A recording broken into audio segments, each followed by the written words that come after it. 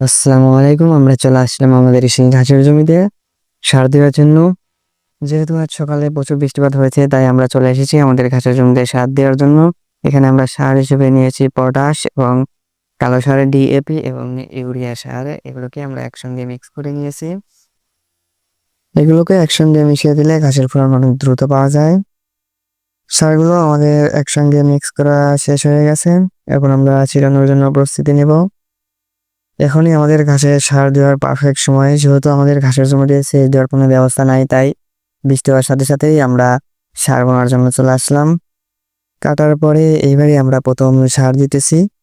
তারপরেও সার যেহেতু দিইনি, তারপরেও ঘাস অনেক ভালোভাবে হয়েছে। আসলে যত্ন করলে সবকিছুর থেকেই ভালো ফলন আশা করা যায়। যেহেতু আমরা এর পেছনে অনেক পরিশ্রম করেছি, তাই আমরা এর পরিশ্রমের ফলও আমরা পেয়েছি অবশেষে অনেক সুন্দর। আমাদের ঘাস কাটা পুরোটাই শেষ হয়নি, আমাদের ঘাস কাটা শেষের দিকে। তারপরেও আমরা আগে একটু সার ছিটিয়ে দিলাম, যেন এগুলো শেষ হতে হতে আবার এগুলো যেন আমরা কাটতে পারি।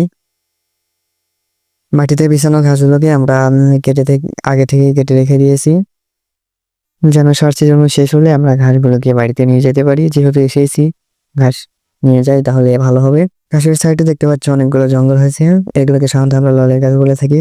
এগুলোকে আমরা সুন্দর